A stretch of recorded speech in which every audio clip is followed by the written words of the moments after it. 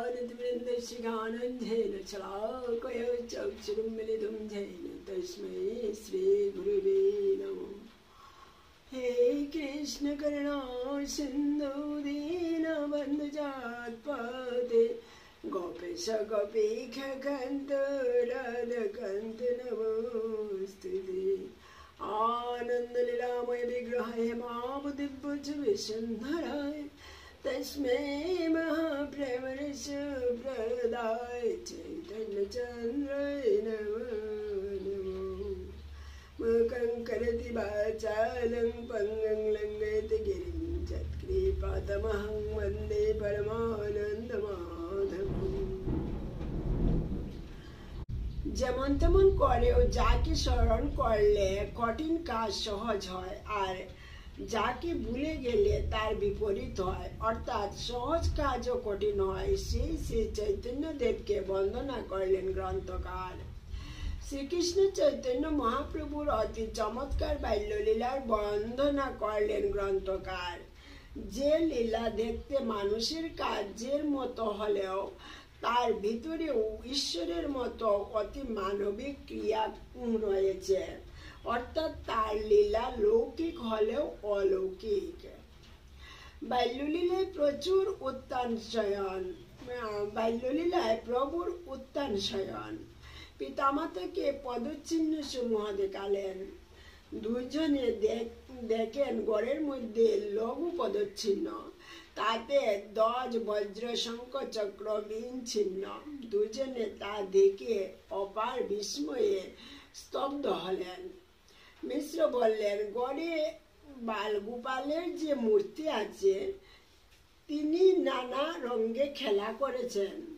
এমন সময় নিমাই কেঁদে উঠল। সচিমাতা শিশুকে স্তন পান করাতে গিয়ে দেখেন শিশুর পায়ে ওই সব চিহ্ন। তিনি তৎক্ষণাৎ মিশ্রকে তা দেখালেন। মিশ্র তা দেখে গোপনে শ্রী নীলাম্বর চক্রবর্তীকে ডেকে এনে তা দেখালেন। তিনি তা দেখে ভালো করে শিশুকে পর্যবেক্ষণ করে বললেন, যে 32টি লক্ষণ মহাপুরুষদের দেহের ভূষণ, সেই 32টি লক্ষণই এই শিশুর দেহে বর্তমান আছে। এই শিশু কুলকে পবিত্র করবে, সর্বলোককে উদ্ধার করবে। আজকের দিন শুভ, আজই এর নামকরণ করব। তুমি মহোৎসব করো, ব্রাহ্মণদের আহ্বান করো, সর্বজীবকে ধারণ এবং পোষণ করবে বলে শিশুর নাম রাখলেন তিনি বিশ্বম্বর। শিশুর নামকরণের দিনে শচী জগন্নাথ আনন্দিত মনে মহোৎসব করলেন। এর কিছুদিন পরে শিশু হামাগুড়ি দিয়ে বেড়াতে লাগল। এই সময় তিনি ক্রন্দনের ছলে নারীদের হরিনাম করাতেন।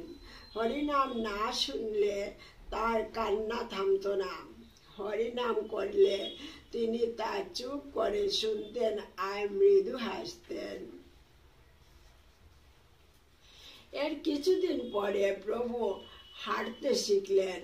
শিশুগণের সঙ্গে নানা খেলনা নিয়ে খেলা করতেন। একদিন মা তাকে খই সন্দেশ ইত্যাদি খেতে দিয়ে গেলেন গৃহকর্ম করতে। শিশু সেসব না খেয়ে মাটি খেতে লাগলেন। মা এসে জিজ্ঞাসা করলেন, তুমি মাটি খাচ্ছ কেন?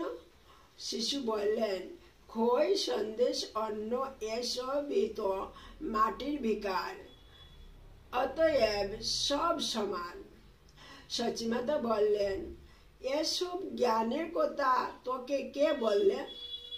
মাটির বিকার অন্ন, কিন্তু অন্ন খেলে দেহ পুষ্ট হয়, অথচ মাটি খেলে নানা রোগ হয়। প্রভু তখন নিজের লীলা গোপন করার জন্য বললেন, আগে এসব কথা আমাকে বললে না কেন? যা হোক, এখন জানতে পারলাম, আর মাটি খাবো না। আজ থেকে শুধু তোমার স্তন পান করব। এই বলে স্তন পান করতে লাগলাম। এইভাবে প্রভু নানা ঐশ্বর্য প্রকাশ করতে লাগলেন। অতিথি বিপ্রের অন্ন তিনি 3 বার কেড়ে খেলেন। তারপর গোপনে বিপ্রকে বিশ্বরূপ দেখিয়ে তাকে উদ্ধার করলেন। চোরকে ভুলিয়ে প্রভু তার কাঁধে চড়লেন। তারপর চোরকে ভুলিয়ে নিজ গৃহে নিয়ে এলেন। ব্যাধির চলে জগদীশ হিরণ্যের বাড়িতে একাদশী দিনে বিষ্ণুর নৈবেদ্য ভোজন করলেন। শিশুদের সঙ্গে প্রভু পাড়ায় ঘুরে বেড়ান, কারো দ্রব্য চুরি করেন, কাউকে বা মারেন। সচিমা তা দেখে ক্রুদ্ধ হয়ে বললেন, কেন তুমি পরের গৃহে গিয়ে এসব কাজ করো? একথা শুনে প্রভু ঘরে গিয়ে সব হাঁড়ি ভেঙে ফেললেন। তখন সচি তাকে কুলে নিয়ে বুলিয়ে শান্ত করলেন, হাত বুলিয়ে শান্ত করলেন। একদিন প্রভু মাকে সামান্য ধাক্কা দিলে মা পড়ে গিয়ে মূর্ছিতা হয়ে পড়েন। তখন উপস্থিত নারীদের মধ্যে একজন নিমাইকে তক্ষণে 2টি নারকেল আনতে বললেন। প্রভু বাইরে গিয়ে তক্ষণে 2টি নারকেল কোত্থেকে নিয়ে এলেন। এত তাড়াতাড়ি তো গাছে উঠে নারকেল পাড়া যায় না। সব নারীরা একান্তভাবে বিস্মিত হলেন। কখনো বা প্রভু শিশুদের সকলকে নিয়ে সঙ্গে নিয়ে যেতেন সোজা গঙ্গা স্নানে, যেখানে গঙ্গা তীরে কুমারী কন্যারা সব স্নান করেন মহাদেবকে আরাধনা করতেন। স্নান করে তারা মহাদেবের আরাধনা করতেন। প্রভু তাদের পূজার নৈবেদ্য নিয়ে খেতেন। গঙ্গা স্নান করে প্রভু এসে বলতেন কন্যাদের মধ্যে, বলতেন, আমার পূজা করো তোমরা, তোমাদের বর দেব আমি।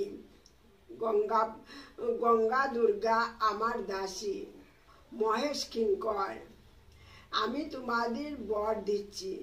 যারা নৈবেদ্য খেতে দেবে তাদের বর হবে পরম সুন্দর, ধনধান্যবান পণ্ডিত যুবা পুরুষ হবে। তাদের সুন্দর 7টি পুত্র হবে। এতে খুশি হয়ে অনেকে তাকে নৈবেদ্য খেতে দিত। আর যারা তা খেতে দিত না, তিনি তাদের বলতেন, আমাকে নৈবেদ্য খেতে না দিলে বুড়া বর হবে, 7 সতীন হবে। তখন ভয় পেয়ে তারাও নৈবেদ্য খেতে দিত।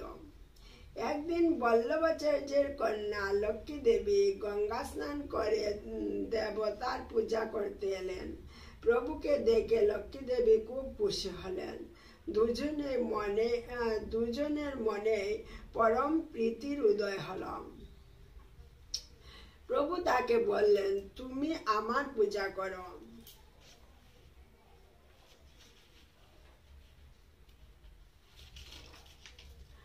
লক্ষ্মী দেবী তখন তার অঙ্গে দিলেন পুষ্পচন্দন, বন্দনা করে গলে দিলেন মল্লিকার মালা।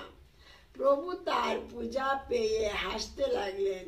নিজে শ্রীমদ্ ভাগবতের শ্লোক পড়ে তাকে পত্নী রূপে গ্রহণ করতে অঙ্গীকার করলেন। জয় রাধে। এইভাবে লীলা করে প্রভু ঘরে ফিরতেন। এই সুগম্ভীর শ্রী চৈতন্য লীলা কে বুঝিতে পারে? শচী জগন্নাথ না বুঝে তাকে ভর্ৎসনা করতেন। প্রভু তখন উচ্ছিষ্ট পরিত্যক্ত মাটির হাড়ের উপরে গিয়ে বসে থাকতেন। শচীদেবী বলতেন, তুমি অসুচি, গঙ্গা স্নান করে এসো।